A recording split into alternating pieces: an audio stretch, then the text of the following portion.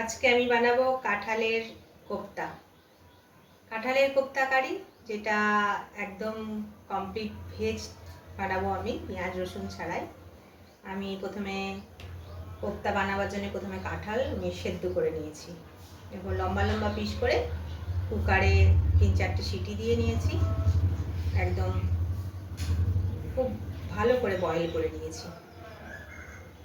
এবার আমি এটা বেসন দিয়ে, অল্প বেসন দেব, দিয়ে একটু মশলা দিয়ে প্রথমে কোপ্তাগুলো বানিয়ে নিচ্ছি।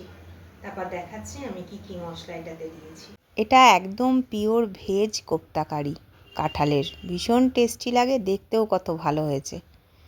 আমি আধা কিলো কাঁঠাল প্রথমে তো সেদ্ধ করে নিলাম, তারপর ভালো করে চটকে নিচ্ছি। আধা কিলো কাঁঠালেতে আমি চা খাওয়ার যে নর্মাল কাপটা আছে ওটার 1 কাপ বেসন দেব। খুব বেশি বেসন দিলে কিন্তু কোপ্তাটাও শক্ত হয়ে যাবে, কাঁঠালের যে টেস্টটা এটাও পাওয়া যাবে না।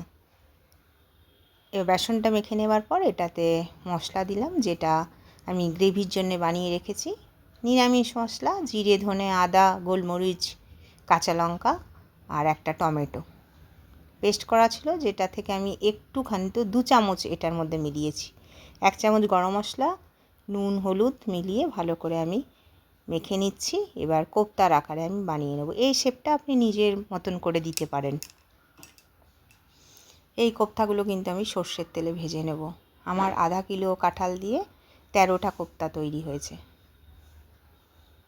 আমি স্পেশাল একটা মশলা বানাচ্ছি, যেটা গরম মশলাই থাকবে। গরম মশলার মধ্যে এলাচি থাকবে, দারচিনি আর 2 চামচ গোবিন্দভোগের আতপ চাল।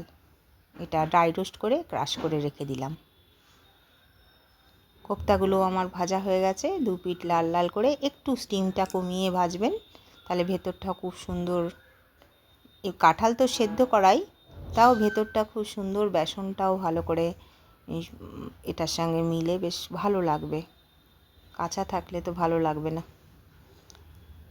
আমি প্রথমে সর্ষের তেলে একটু হিং দিয়েছি, তারপর জিরে দিলাম। এবার মশলাটা কষিয়ে নিচ্ছি। নুন হলুদ আর একটু চিনি দেব, কেন নিরামিষ তরকারিতে একটু চিনি দিলে স্বাদের ব্যালেন্সটা হয়। এই যে আমি দিচ্ছি, এটা হচ্ছে 1 কাপ দুধে, বড় 1 কাপ দুধের মধ্যে আমি একটু ছানা, অল্প ছানা, আধা কিলো দুধের ছানা আমি এটা পেস্ট করে রেখেছিলাম দুধের সঙ্গে মিলিয়ে, এইটা আমি দিয়ে দিলাম।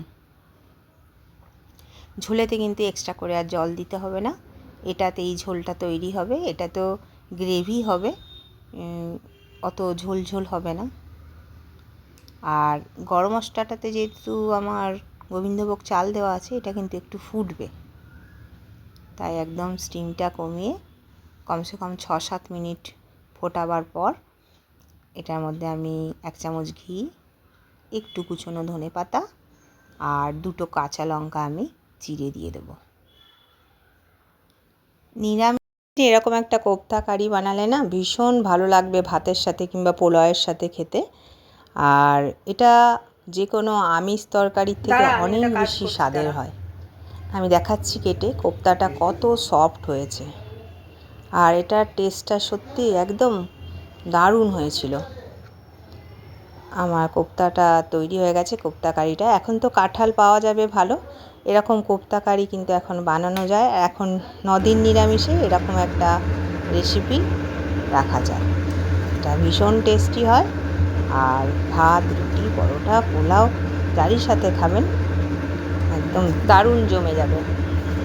আমার কোপ্তা কারিটা রেডি হয়ে গেছে, দেখতেও অসম্ভব ভালো হয়েছিল। কাঁঠালের দিনে একবার বানাবেন এটা।